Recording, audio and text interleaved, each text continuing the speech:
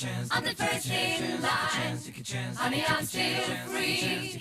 Take a chance on me. If you need me, let me know. Gonna be around.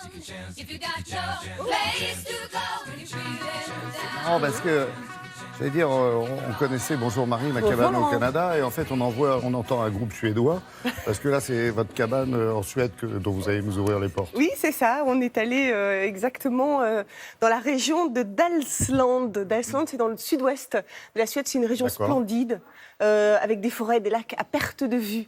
On est allé là-bas, pourquoi ? Parce que l'année dernière, il y a eu une étude qui a été réalisée donc, par le pays, par la Suède, et qui a proposé à des étrangers qui étaient en niveau de stress très élevé, de passer 3 jours dans des cabanes totalement transparentes et en pleine nature.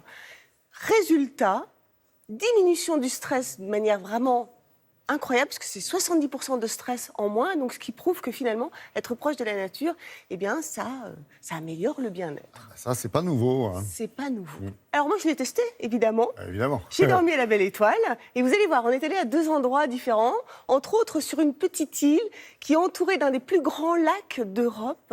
Laurent, c'est absolument sublime. Ça a l'air. Cette petite île, en fait, c'est là que tout a commencé. Vous allez voir, donc on a rencontré évidemment la designer. Je vous laisse regarder les images splendides.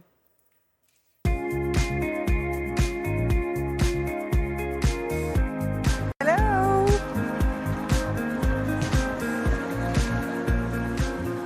Ce lac est situé à l'ouest de la Suède. C'est un des nombreux lacs de la région de Dalsland et c'est sur cette île, qui est la plus grande, que se trouvent les cabines. Donc là, on est devant une des cabines que vous avez dessinées et il y a ce concept des 72 heures cabines. Qu'est-ce que ça veut dire exactement ? Je pense que c'est très important de rester plus d'une journée parce que le premier jour, le niveau de stress commence à peine à diminuer.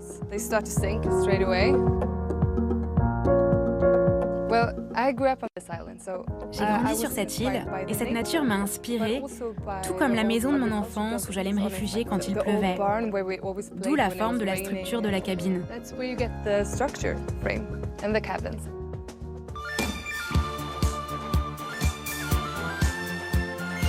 Pourquoi vous avez installé ces cabines ? Qu'est-ce que vous en pensez ?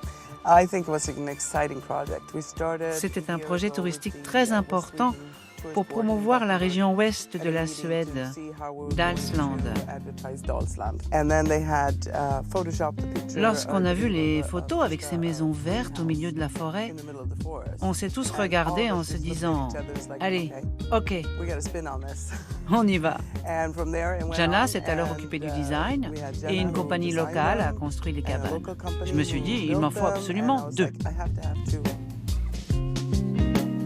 Pour vous, c'est intéressant de mélanger en fait le manoir et les cabines, c'est 2 choses très différentes.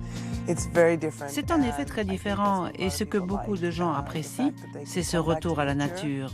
Ils peuvent venir au manoir pour prendre leur petit déjeuner sur la terrasse et profiter du jardin.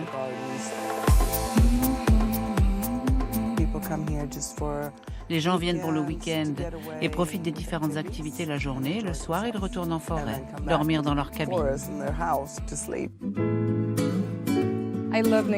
J'aime la nature et c'est ma façon de le montrer. Je ne veux pas que ce soit caché et c'est pour cette raison que les cabines sont transparentes et on peut ainsi en profiter pleinement. Ces cabines sont faites dans le respect de l'environnement. Nous n'avons coupé aucun arbre à l'endroit où nous les avons installés. Nous nous sommes servis des ouvertures naturelles de la forêt.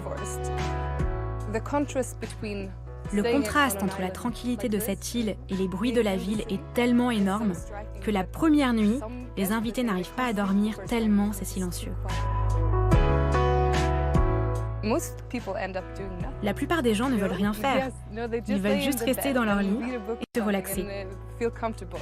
On peut voir sur leur visage la différence entre le moment où ils arrivent et celui où ils repartent.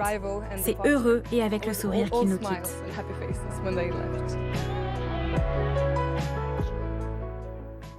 Alors, il y a des particuliers qui ont fait ça, notamment au Canada aussi, ce même type de cabane. Là, c'est pour le tourisme. Hein. Oui, alors là, évidemment, ça s'est développé au tourisme depuis cet été. Il n'y a pas beaucoup de cabanes, hein, Laurent. Il n'y en a que 9 sur 3 endroits. Bon début, déjà. C'est un très bon début, vous avez raison. Donc, si vous êtes amateur de calme et de nature et de sérénité, l'endroit est idéal, je dirais. Oui, dès qu'il y a de l'eau, hein, ça devient paisible et reposant. Oui, et puis vous avez le temps jusqu'en septembre, fin septembre, début octobre, en fonction de la météo. Voilà. Pèse, oui. Merci, oui, parce qu'il a fait chaud et ça brûlait pas mal en Suède, quand Oui, même, les derniers je vous mois. confirme. Merci beaucoup, Marie.